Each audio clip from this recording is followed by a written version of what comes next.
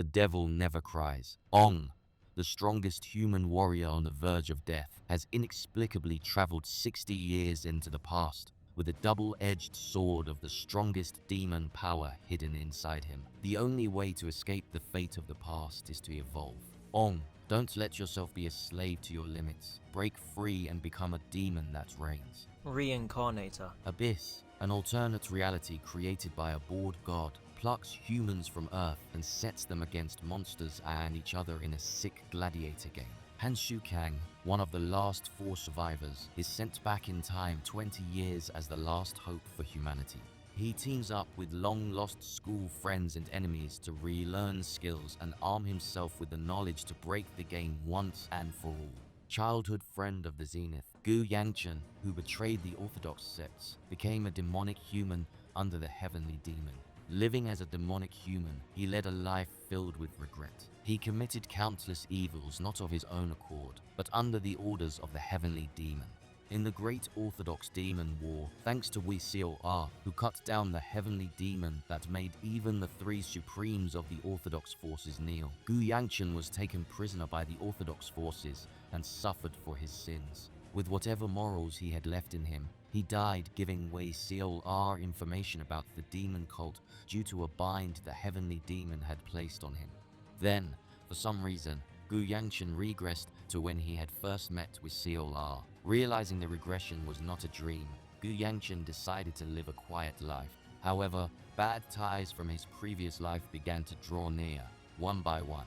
Regressor of the fallen family, disgraced, disinherited, and dejected, former heir Logan McLean is about to end his tortured existence when he's suddenly transported back in time.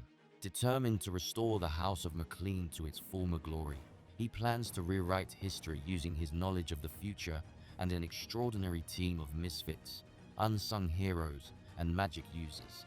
But now that he's gone back a decade before the Empire's invasion, he must overcome twisted politics, ambitious rivals, and financial ruin to prepare for the coming Imperial War. Can he bring forth a golden age for his people and realm, or is history fated to repeat itself? Eternally regressing knight, you're a genius. Those words, spoken to him as a child, felt like a curse. Inred had always dreamed of becoming a knight, but it wasn't long before he saw how hopeless that dream was. With skills like that, you think you can survive by the sword. Some mocked him. Just give it up, others urged. Yet, his dream never wavered.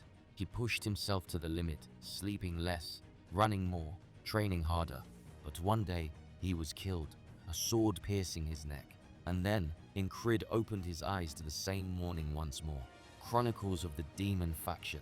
Tired of the yoke of the Divine Justice Alliance, Master Assassin Hajin Qion attempts to flee, only to be confronted by martial artists of all allegiances, both orthodox and deviant. Succumbing to the wounds of his ferocious struggle for freedom, he awakens in the body of Ryang Esio, a prince of the notorious heavenly demon cult who suffers from a disorder that prohibits him from the use of qi. In order to survive in his new life, Hajin must contend with the many dangers and enemies that lurk within the cult. Killer Pietro. After devoting his life to the crime organization, Glory Club, Peter retires his status as a legendary killer and spends his remaining days running a quiet used bookstore. But after being ambushed and nearly killed one day by the very organization he dedicated his life to, Peter finds his body magically reverted back to its teenage years. Now that Peter was back to his peak physique, he sets out to settle the score with Glory Club.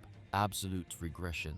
The past has changed, but like a fiery comet, he still comes. Mugiwara, the one without equal, slashed through marine skies with his sword, toppling every lord who dared to face him, even Kionma, Mugiuk Jiam's father. But Mugiuk didn't accept defeat. Instead, he turned to the Forbidden, a time-bending ritual that hurled him into his own past. Now, retracing his steps, he races against the clock until Mugi emerges once again. But this time, it's not just about power, but mending old wounds and forging new bonds to unite his people and prepare for the blood tide to come.